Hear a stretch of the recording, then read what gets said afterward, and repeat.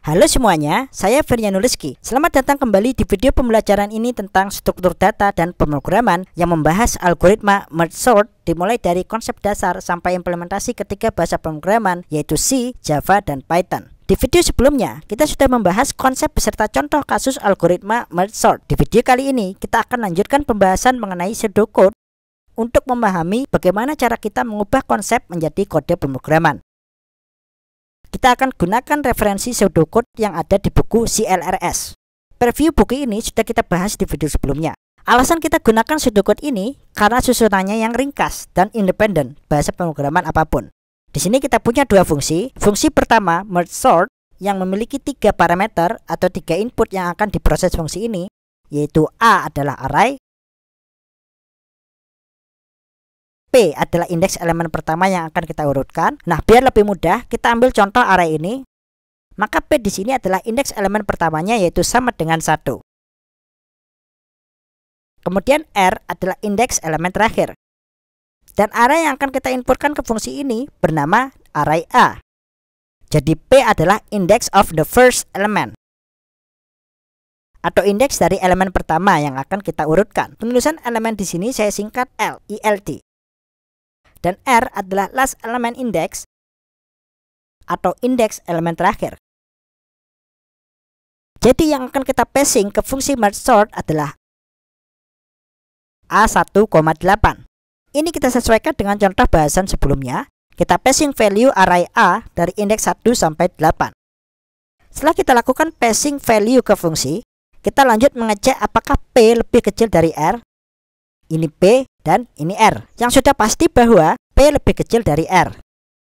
Jika P sama dengan R, nah jika misalkan P sama dengan R, itu sama artinya fungsi merge sort akan melakukan passing value berupa array A of size 1.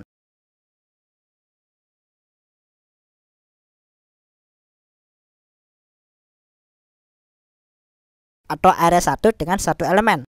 P sama dengan R. Selain itu, bisa juga artinya kita telah melakukan kesalahan input untuk nilai P dan R. Di sini syaratnya sudah jelas bahwa P harus kurang dari R. Jika P sama dengan R, tentu tidak akan diterima oleh sistem. Jadi fungsi akan bekerja selama inputnya valid. Jika inputnya adalah A1,1, di mana elemen pertama dan elemen terakhir yang akan diurutkan itu bernilai sama, maka loop tidak akan dijalankan. Itu jika inputnya P sama dengan R. Namun, jika P lebih kecil dari R, maka loop ini akan dijalankan.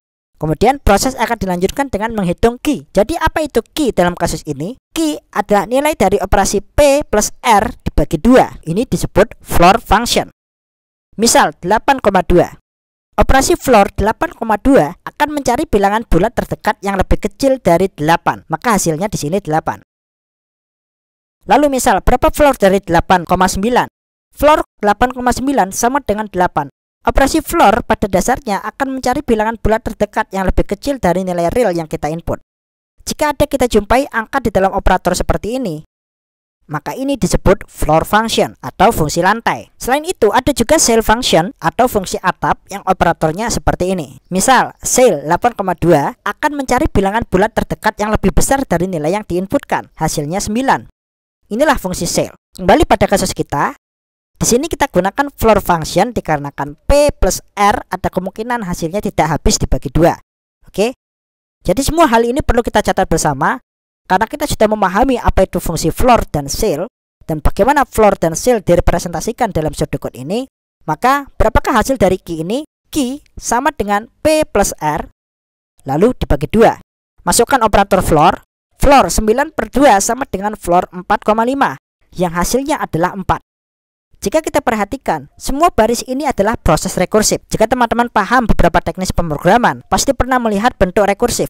Di bahasa pemrograman apapun, entah itu C, Java, atau Python, pasti punya konsep rekursif di dalamnya. Sampai di sini kita sudah berhasil menghitung key. Sekarang kita panggil dua fungsi lainnya. Kita panggil fungsi merge sort di dalam fungsi merge sort, sesuai dengan prinsip rekursif yaitu memanggil fungsi itu sendiri. Jadi untuk apa fungsi merge sort ini? Fungsinya adalah mengurutkan subarray untuk pertama kalinya.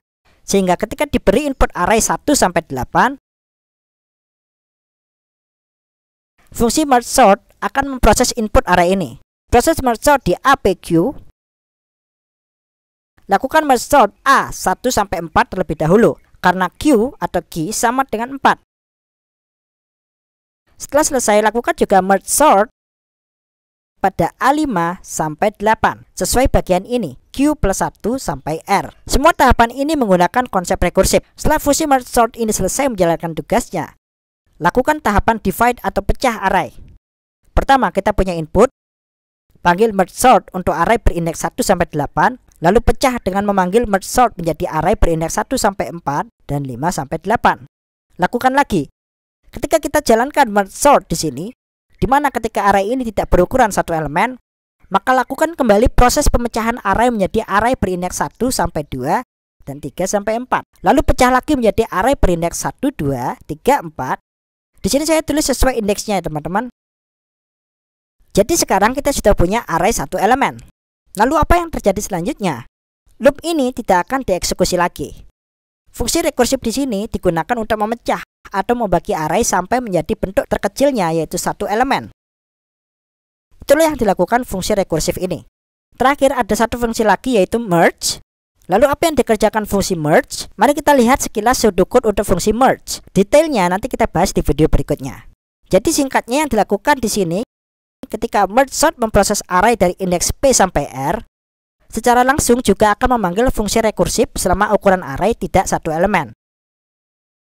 Yang dasarnya kita lakukan pemecahan array ini menjadi dua bagian yang sama, dan sekali lagi akan memproses merge sort untuk pemecahan selanjutnya sampai kita punya array berukuran satu elemen. Itulah yang dikerjakan fungsi rekursif ini. Rekursif bisa diartikan juga sebagai iterasi, teman-teman.